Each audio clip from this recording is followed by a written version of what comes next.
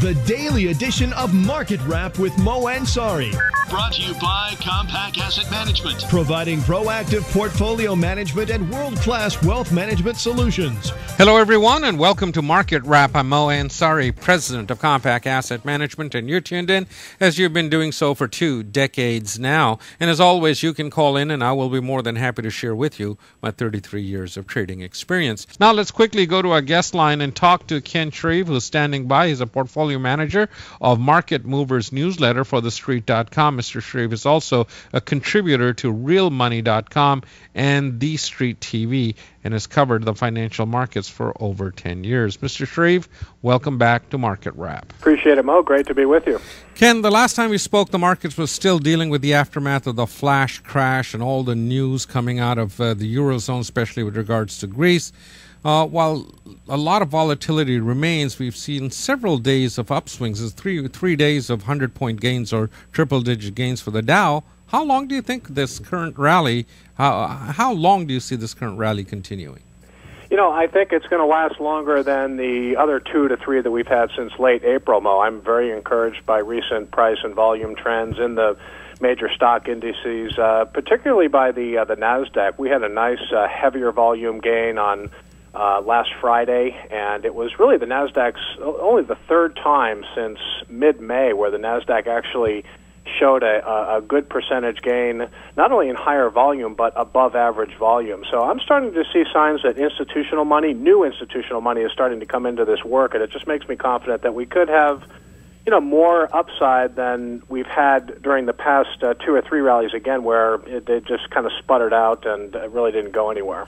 Well, the NASDAQ is firmly above the 200-day moving average, which is one of the technical indicators a lot of people watch, but we're still not above the June high. Do you think the technology sector as a whole will do well? Because the economic numbers have been very, very mixed. Today we had consumer confidence, again, that plummeted, but we're seeing earnings which are better than expected. So a lot of people are basing their decisions on earnings, but isn't that looking in the rear view mirror while the economic numbers are telling us a little bit what we might see in the future? Well, you know, I think, first of all, the second quarter earnings season, I was optimistic going into second quarter earnings season, and, you know, we've definitely seen very, very good reports. I mean, it was pretty clear that companies were probably going to have a pretty easy time beating top line and bottom line estimates. But when you see FedEx earlier this week raising their outlook, you see great earnings reports from UPS and Caterpillar, not only talking about strong demand from China, but also pretty decent demand on the domestic front as well. So the story behind the recent rally, I think, more has been corporate earnings. You know, don't forget, we've seen some pretty decent housing data. I know that the housing market in the U.S. is still, you know, facing a lot of headwinds, facing a lot of challenges, but existing new home sales didn't fall as much as expected. New home sales just recently came in better than expected. We've had, you know, certainly the uncertainty over in Europe. The stress tests are done with the European banks. We're just getting layers of uncertainty removed from this market, and I think that money that has been sitting on the sidelines for the past several months is slowly starting to come back into this market. So that is starting to look good coming into the European, with all the European situation is calming down a little bit. Let's go, Ken, talk a little bit about Market Movers newsletter. Let's talk about that specifically. What goes into your decision to buy or sell a stock?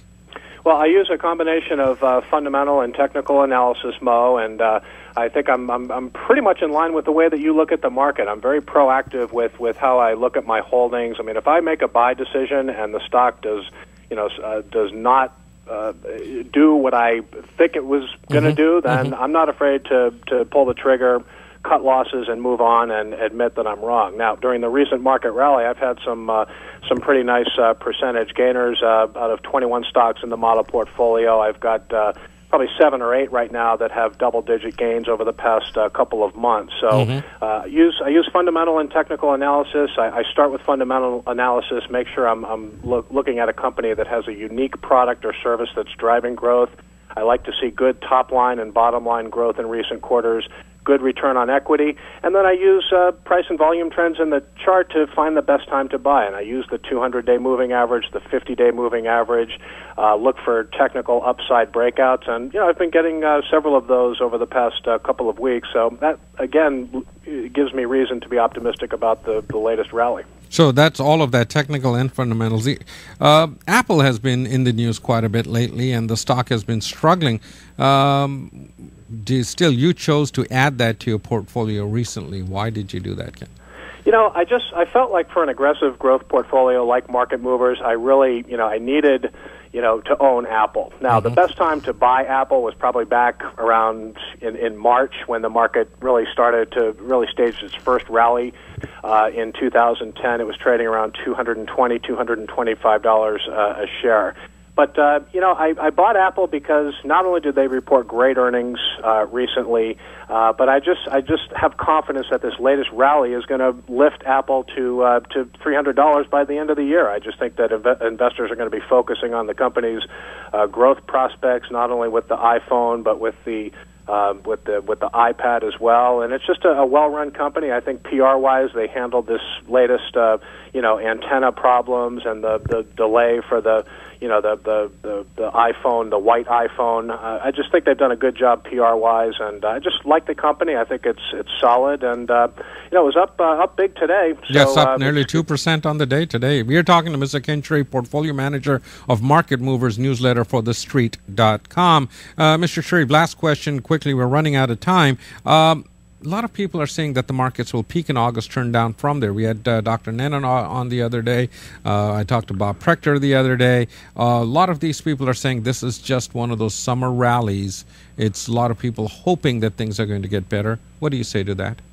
I would just turn people's attention to the summer of 2009. I realized the conditions were a little different back then, but from mid-July till the end of the year, the NASDAQ rallied 25 to 30% through the end of the year. And I'm thinking that we are going to have a maybe not as big a percentage gain. I think that we're going to retest the late April highs for now, but I'm, again, just confident. I think this rally has a different feel to it. I think that money on the sideline is slowly starting to come back into this market, and I'm really making that call based on the positive action that I'm seeing in several growth stocks in my model portfolio, a good earnings season, just less uncertainty in the market. I think that money is slowly being put to work here, and I think it can continue into the end of the year.